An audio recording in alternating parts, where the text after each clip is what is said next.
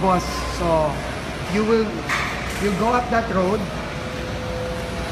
Depending on your airline, you'll get dropped off either on that bridge or the center bridge or the third bridge there. Then this is where you come in. This is the main entrance. Ito yung makikita mo. Ito yung sasalubong sa'yo kumbaga. Sasalubong sa'yo. Here. Ito. This is the main entrance. It's the highest. It's a 20-meter high ceiling. 20 meters ang boss. Mas mataas pa yan sa Hong Kong. Tapos yan, lahat yan, natural light, lahat yan. Natural light yan. Yan. Yung mga cutaway na yan, those are skylights. So, ito. Glass ito, di ba? Yeah, this is all glass. So, basically parang skylight rin siya. Oo. Tara boss, we can go here? Yes sir. Yeah. So boss, so there will be a canopy here. Okay. So you don't get wet. So when you get off your car here, you enter the canopy here, this bridge, and then you enter here. So that's the entrance to the departure lobby. Ito sasalubong sa'yo sa ano. Yeah. Anong pangalan nito? New Clark Airport? No, Clark International Airport. Clark International Airport. Boss, if you look at the design of makikita mo, di ba, the roof is undulating, but it's not a constant height, di ba? The design inspiration for this are those mountains over there. So it tries to mimic the mountain range na paiba-iba ang okay. Tama. Ayan, I see it. Parang ito yung una, mas mataas, sunod bababa, tapos tumataas. Okay. So it tries to mimic the mountain ranges of Sacobia. Those are the mountain ranges that protect Clark from typhoons. So the designer, actually, Secretary Tugade, was actually the one who gave that idea to the designer. Secretary Tugade said, I want the airport to celebrate the natural beauty of the area. So even the positioning of the airport on the land side, which is where we are, now where you enter the airport, your view will be to the west, the Sacobia mountain ranges. Okay. On the air side, as you're about to take off, your view will be Mount Arayat.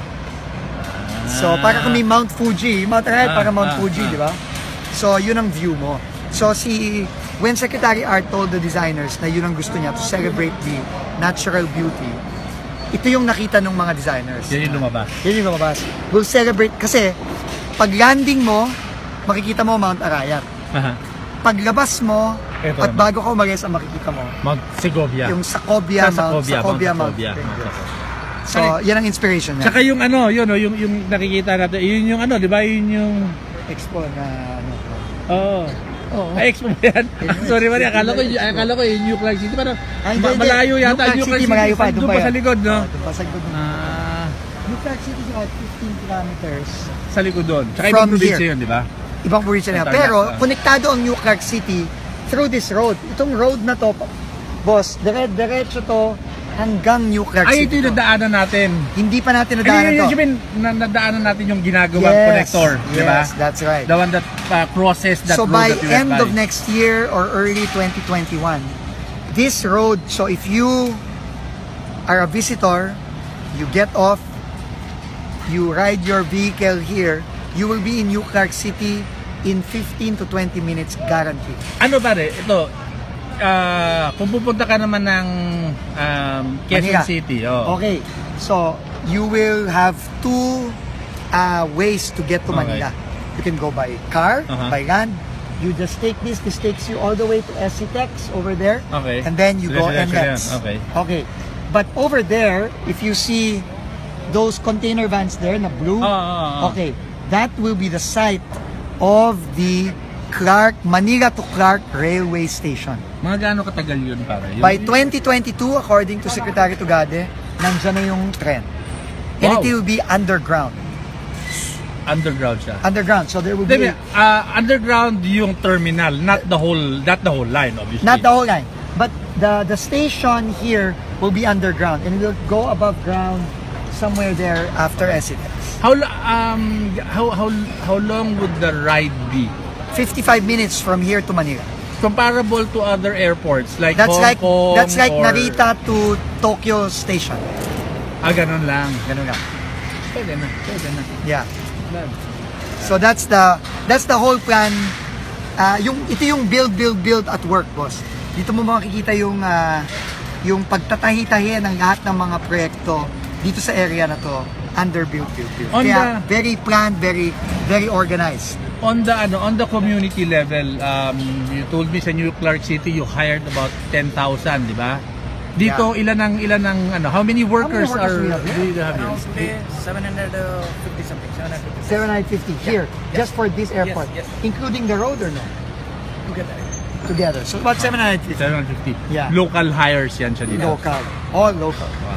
And so if you include this with New Clark City and then the other roads, you're probably talking about at least 12,000 Filipinos mostly in this area working. 12,000. Actually, only in this area. Yun ang malaking impact for the construction. No? And remember, this will never end. Yeah. Because the objective of build is to start building before demand. In the past kasi, we've always been catching up and trying. Pache. Now we want to build before demand. So the construction here will actually never stop. What is the capacity of the airport? This one, it's 8 million. So a year. 8 million passengers per year. But most likely we will be expanding this as early as next year. Anong immediate market ninyo for passengers? I'm guessing Northern Luzon? Northern Central Luzon, stretching all the way to Northern Metro Manila. So you're talking about a market of maybe 25 million people. Do you have a study on yung mga ancillary benefits of the airport, yes. the tourism, and absolutely. So kamusta yan? How do you see all those things improving pa rin? Tremendously, because with this new terminal we will be adding new flights that will mean more tourists coming in, more commercial establishments being set up, and more jobs.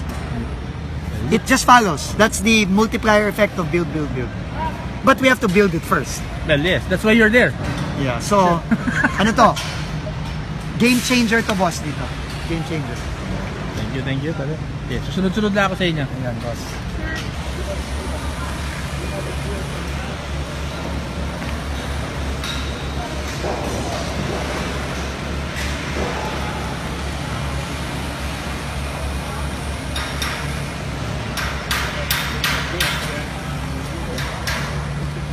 Matagal ito.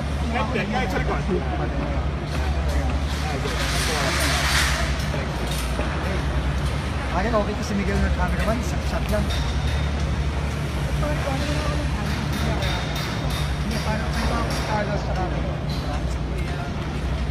Iisip natin yung customer experience, di ba? Kunyari, if you look at NAIA, you get off NAIA, pag umuulan, patay ka doon, soak ka doon, kasi walang canopy. Yeah. So, yun yung laging ine-emphasize namin ni SecArt na we always look at the passenger experience. So, you get off here, there's a canopy here. Well, the canopy is until the road, right? The canopy here and also along the drop-off area. So even the drop-off area of the road has a canopy. So you will not get wet at all. So you get off, you cross. It's just a short walk between the road and the entrance. So may siga nga. So daga-daga mo na yan. Pero pare, gusto ko lang so even yung ganung detail, yung wag mabasa, pinag-iisipan niya. Kailangan. Because the idea nga, kasi in the past, our projects are not planned well enough to account for these small details. But in terms of the experience of the ordinary passenger, the Filipino, those small details are what count. Yes. Napakaganda nga ng structure mo. Pagpasok mo, basa. Pagpasok mo, basa ka naman. Di ba, mabibwisit ka eh. Hindi mo na mapapansin, hindi mo na ma-enjoy yan eh. So we really have to look at all those small details. And yun ang pagkabigin-biginan ni Pangulo. The President always wants Filipinos to be comfortable. Di ba? So in order to achieve that, we really have to go into those smallest of details to make sure that every step of the passenger and Filipino experience is well planned. It's like, like going to Changi or Hong Kong. Every small detail has been thought of. There is no detail there na hindi pinag-isipan. Walang chamba doon. lahat yun pinag-isipan kasi ang iniisip nila yung comfort ng pasahero. And yun ang gusto ni Pangulo. Yun ang gusto ni PRRB. So, we have to Kundi, alam mo na siguro mangyayari sa amin. Tutok na kayo pare. Hindi namin ginawa yun. So, The airport is the face of the country. so yeah, hindi yung parang, yung claustrophobic ka, di ba? So, ang taas, very generous tayo, di ba? Sa pagbigay ng space sa tao. Very Filipino. And very Filipino. Hindi ka, Hospitality. what we wanted to avoid also is, for this airport, pag pinicturean mo, it could be an airport anywhere in the world. Exactly. Diba? Kasi maraming airport ngayon, Kahun lang. It could be an airport anywhere. But this one, we wanted to make the design very distinct. And it's not just distinct for the Philippines, it's distinct for this region, for Clark, for Pampanga. Mas Cebu pare, is the Waves yun undulating. Waves Okay. yun. Oh. It's supposed to mimic the island feel. So yun ang appreciate namin sa Megawide GMR. They understood and they embraced na kailangan may identity yung airport. It's not just a nice building, but it speaks to the identity and the character of the place. May tawag nila sa architecture, may sense of place. Yes. May sense of place ka. Alam mo kung nasaan ka. Yes. Diba? Pagka dumating ka dito. O lumipad ka dito. Diba? Tsaka makikita nyo, kung yung turista darating dito, walang, sorry sa Metro Manila, pero walang squatter, walang, hindi puro mga shanty ang mga nakikita mo pag nagagaan ka, makikita mo bundok. So, yung it feels good if you're a tourist or if you're a local na paalis, di ba? So, lahat yun kailangan pag-isipan and part of the overall design philosophy of the airport. Pero, that's not sabi mo that's really not normally how we plan things in the Philippines. Unfortunately, in the past. So, what adjustments did you have to make to be able to think that way? Alam mo, Thinking out of the box, yung actual na ginawa ninyo. I think it all starts with the President's vision of making the life of Filipinos more comfortable.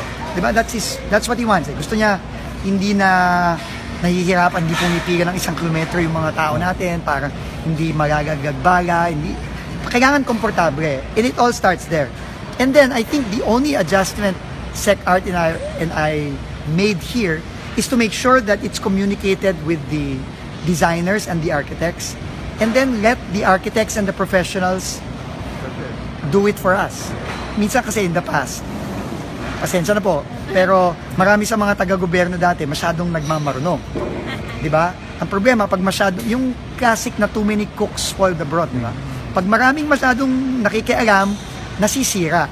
So kami lang naman, ni SecArt, following the President's directive, ito lang ang gusto ni Presidente. Komportable, let's make sure people have a comfortable experience. Let's make sure that the structure reflects the identity of the area. It's very Filipino. And then, let's let the experts do their work. Diba? Hindi naman kami eksperto. That's how you communicate it. And knowing you and SecArt and SecSani, I'm pretty sure you communicate it in very, very clear terms. Very clear. Na hindi nila mami-misunderstand. And then, because this was not the original design of the contractor.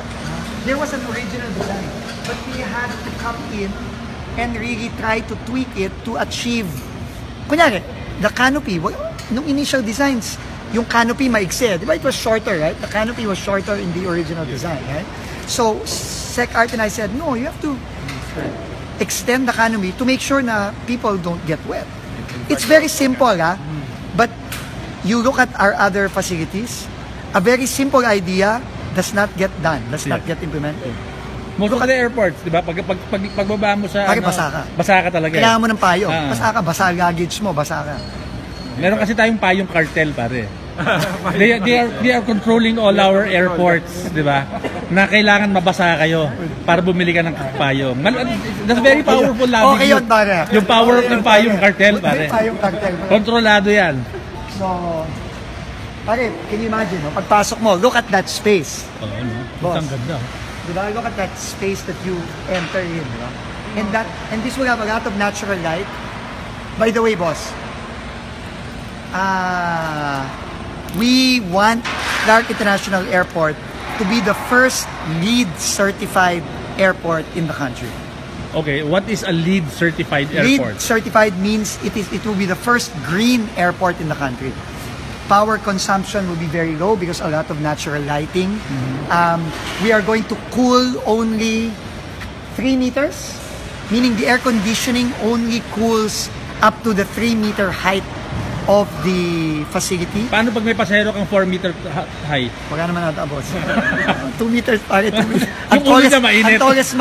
At tallest man, no, natin di abot ng 3 meters. 4 meters high. 3 meters high lang. Because, 15 feet. di ba, it's physics di ba? Hot air goes up, cold air goes down. And we don't need to cool 20 meters. 20 meters. So we save. That's why the air conditioning is not coming from the ceiling. The air conditioning units are from the ground. Okay. From the ground. So yung natural physics na lang will limit the Exactly. height of the cold air. Because we don't need to cool that, di ba? So it will save a lot of electricity. We use a lot of sustainable materials. So it will be the first LEED airport in the country. And we're aiming for LEED gold, right?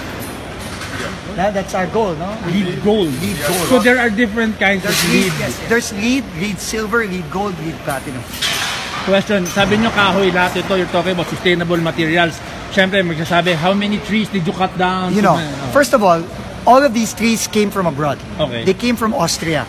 They came from a facility and farm in Austria that actually cuts down these trees to make it sustainable. Okay. So, ano Kasi, yan siya? Ito rin, hindi ito yung, you know, you cut down. No. The In amount fact, that is you there. have to cut them. Okay. Because if you don't cut them, they'll just burn and cause more environmental damage. So this is a very sustainable way of actually building an airport. No, so you notice it's not all concrete. It's a mix of concrete, wood, steel. No, so it's really a well-designed, very green airport. And like I said, it will be the first LEED certified airport in the country. Structurally, how do these wooden girders, I guess, you know, stand up to the typhoons that we have in the Philippines? I think typhoon rating of this is what, 300, 250 kilometers an hour wind. That is a national Philippine code specified wind velocity in this region, and we have used that as the design criteria for designing the structure and the forces required for that. And then we are rated way above the building code in terms of seismic levels. So I think this is rated above 7.5, where the building code only says 7. Tsaka with wooden girders, if there's a seismic activity, it's more stable, di ba? Kasi your center of gravity will be lower. This is commercial wood imported from Austria. From that. It is not a regular wood, commercial wood it is called. Yeah. And then also, even the fire rating of the wood is higher, believe it or not, than steel. It will take this longer to burn than steel. Really? Yes. There is no fire drops Yeah. when burning this one. The smokes are very less because it's glued and laminated, and also it's currently at a height of 6.1 meter above the ground level. So first of all, the fire reaching there is also minimal. Even if there is a fire, then there is no fire drops. Fire spread is very minimum. Smoke is very low. And When is this going to be operational? our target is by the second half of next year. So, This will be open. Second half. So around this time, June. around July, August next year. That's the target. Yeah. How many Lakad tayo lang. how many flights take off from Clark ngayon, pare? 700 plus flights a week. A week. So by the time, a week. Then, in International- 2016, pare, nasa less than double figures na yan, di ba? Okay, ganito. In 2016, a week was only about 120. So we've increased by almost 7 times since 2016. How many airlines use Clark now? Nako, madami na, boss. Marami na. At the very least, maybe you're talking about 12, 15. Pero di ba nung 2016? Halos wala. Nag-aalisan nga eh, di ba? Hindi, boss, ganito ha. Emirates, umalis. In 2016, there were only 6 domestic flights per week. Yeah. Yeah, domestic And it flights. was only 1 carrier and 1 destination. Yeah. Cebu Pacific to Cebu.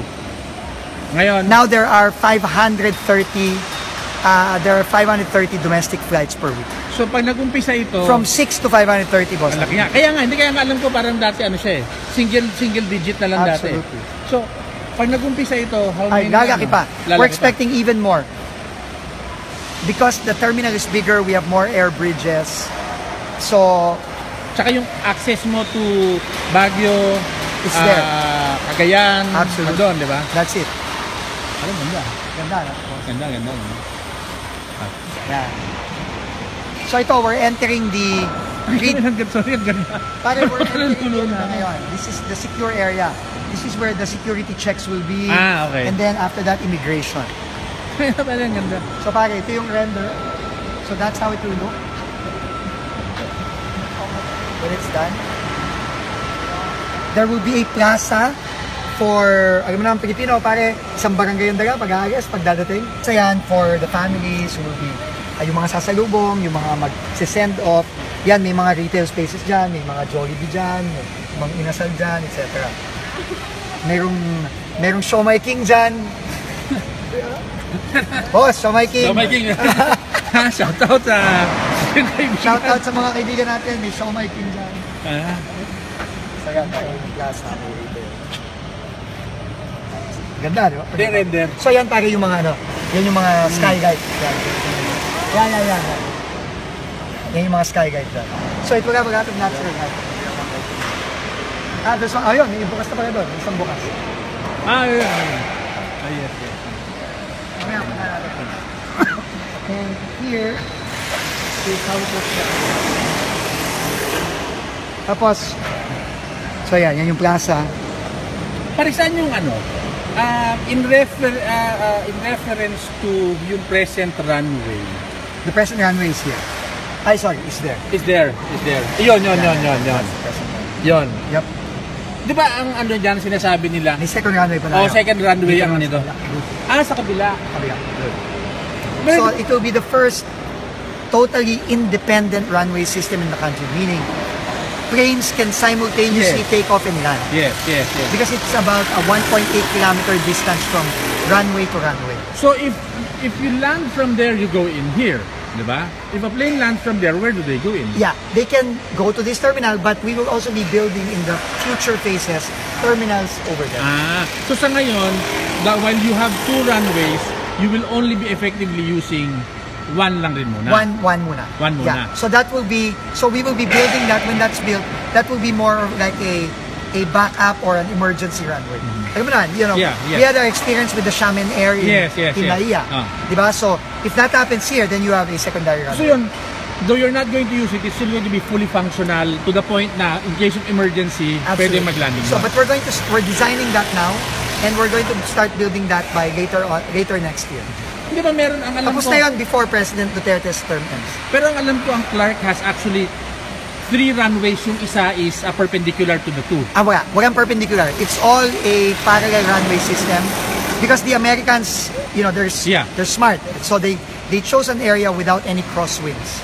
Okay. So the wind blows either from there or from here at any time of the year. So you don't need a perpendicular runway for in the event of crosswinds. Okay. So it makes it a lot easier to plan and more efficient. Hindi ka mukha sa Naiya na nag-iintayan yung mga dito muna, dito. Alam mo yan? Pero itong runway na to, ito yung ginawa pa ng mga Americans. Ito. At the time that this was 1990. US Air Base. Yes. 1990. 1990 na tapos. Bago lang sumama pinatubo. Right before the earthquake. Kaya nga tested na yan. Kasi nung nag-earthquake dito na 7.8 ata, walang nangyari sa runway na yan. Hindi nasira. So basically, iniwan lang nila sa atin pagkatapos sumabog yung pinatubo. Maraming salamat po. Thank you very much. Regalo pala ito.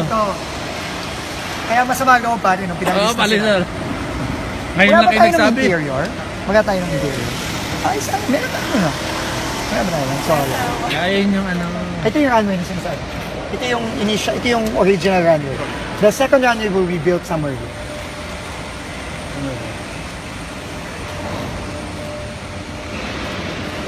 Yan. Pero this is really something, and you can just imagine yung feeling mo, boss, diba? When you're a passenger, so much space, and talagang maliwagas yung pakiramdam mo. At saka yung Pilipinong umuwi, mga OFW, pag uwi nila Sobrang dito, parang sarap ng pakiramdam. ganda oh. Ito sasalubong sa'yo. Hindi lang clear ngayon, pero on a clear day, actually nakikita mo yung Mount Oh, Arayat. right. Lakad tayong konti daw. Saka yan, natural light rin yan. Napasok ko na. Skylight rin yan. So, yan, Mount Arayat. So, pag pagipad ka na, Mount Arayat na lang.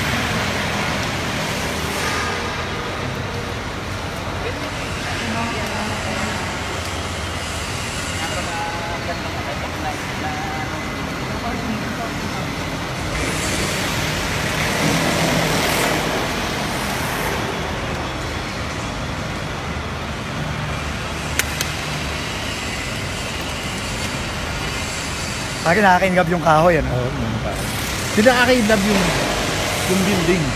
Oo, maganda ng building. Maganda yung building. Pero, when did you start this?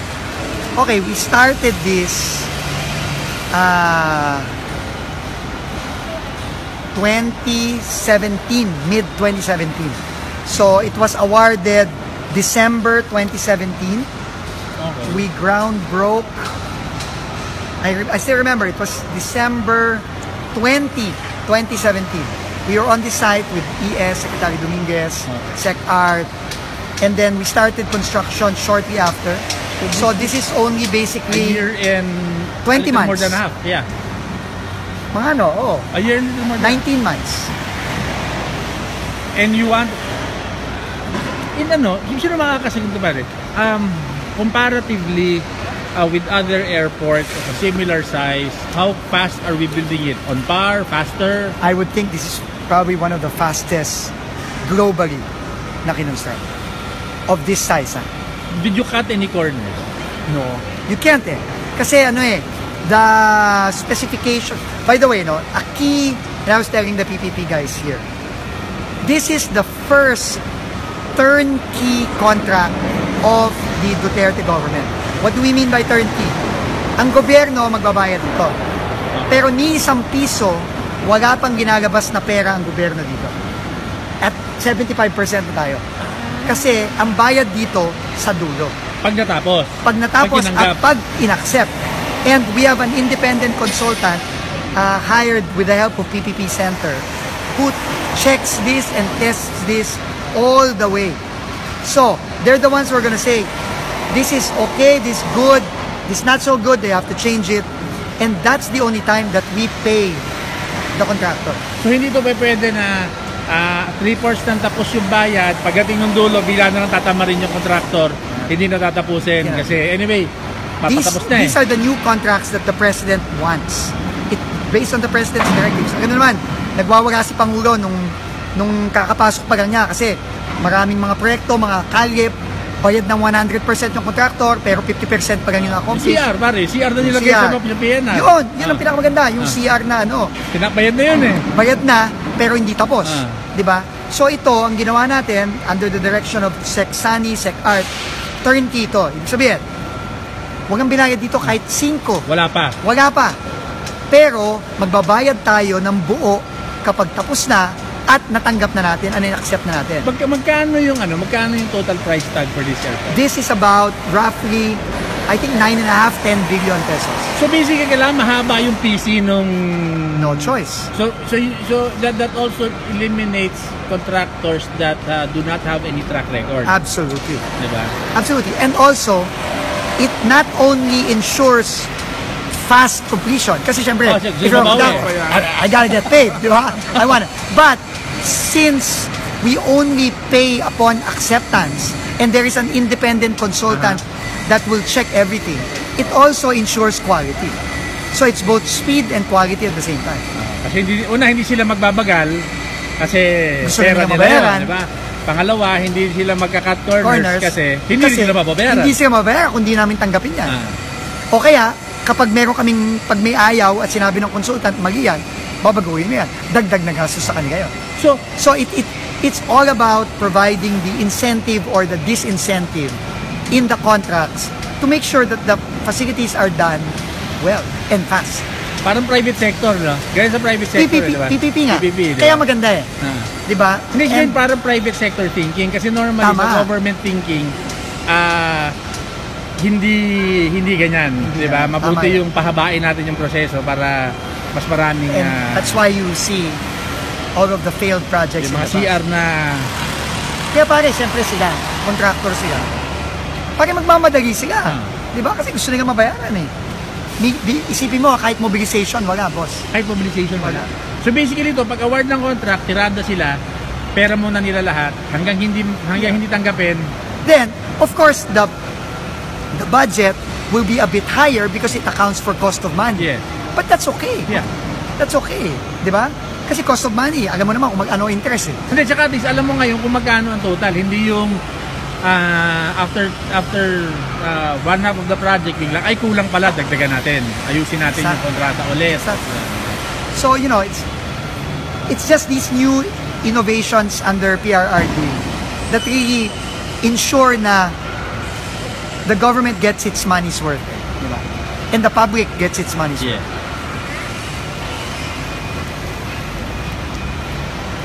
Ayan, bakit? Ito na yung mga apron, dyan napaparada yung mga aeroplano.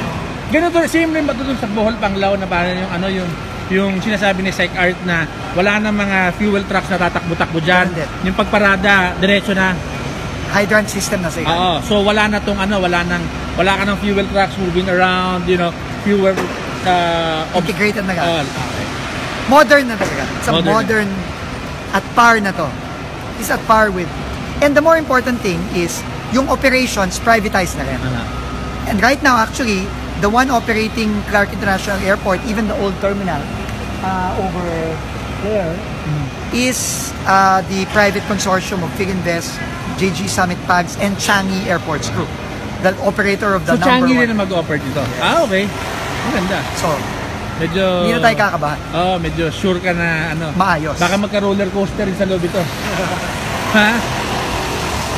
So, I think this is the way forward. Even after PRRD's term, I think ito na dapat yung template. Pare, you're also president of BCD, di ba? So malaki rin yung responsibility mo sa Clark. How will this impact the development specifically in Clark, in the area that you're in now? Huge, boss. Kasi not just Clark it's really the entire country and Luzon. It's Luzon and the entire country. Kasi remember, there's only one international gateway right now in Luzon. It's just NAIA. Yeah. And we all know what state NAIA is in right now. No? Calamity? Almost. So, this will greatly, this will greatly improve the traveling experience of Filipinos because now they have a choice. Yeah. They will have a choice. People from Pangasinan, Ilocos, Bulacan, Pampanga, Tarlac, Zambales, they don't need to go to NAIA anymore. But will this kill NAIA? No. Okay. Anong interface ito? Anong interaction nito? Alam mo, with regard to yung current makakatulong ba, makakasira, will it everything will just complement all the infrastructure. You look at cities in the world. Tokyo, Haneda, Narita. sa JFK, New York, rin, JFK, Newark, meron pang meron pang isa. There's even a smaller airport there. There are 3 airports there. DC, it's the same. Dallas, LaGuardia, di ba? Hindi, LaGuardia is in New York. So Dallas, Reagan, etc. Di ba? Ang dami. London, Gatwick, Heathrow, meron pang isa, meron pang Stansted. So basically, once you have this, it's also going to decongest the NAIA, which will allow it to, serve the passengers that really need to land there. Exactly. Southern Luzon, Southern Metro Manila. But you only have 2 years. Assuming that you will not be head of BCDA after PRRD, how will you ensure na itong ginagawa nyo ngayon merong continuity? Unang-una, matatapos na to. Not just this, meaning but everything else that comes from here. Yeah, but the key kasi for continuity is momentum. Isa sa mga naging problema din nung nakaraan is, since wala masyadong nagawa, walang na-build na momentum. Madaling magbago, madaling maghinto ng proyekto, madaling magpabagal. Pero if you build enough momentum and the master plan is in place, it will be very, very difficult to not to continue these projects. May inertia na siya. May inertia, yun, inertia talaga. Yeah. You have to push it parang snowball ba? Yes, diba? yes. Tutuloy-tuloy mo na Involved ba yung local community dito, pare? Or Very I mean, I know you're from Pampanga, Yes. so I'm presuming nakabisado mo yung this mga has tao dito. support. We have a Metro Clark Advisory Council. Yes. All the mayors and the provincial governors of the area are all involved, from planning, from even to execution. Kunyari, pag may times na kinakapos kami ng workers, takbo kami kay mayor, takbo kami kay governor, tulong talaga. It's really all about community effort ito. It's really bayanihan talaga to, boss. Bayanihan talaga.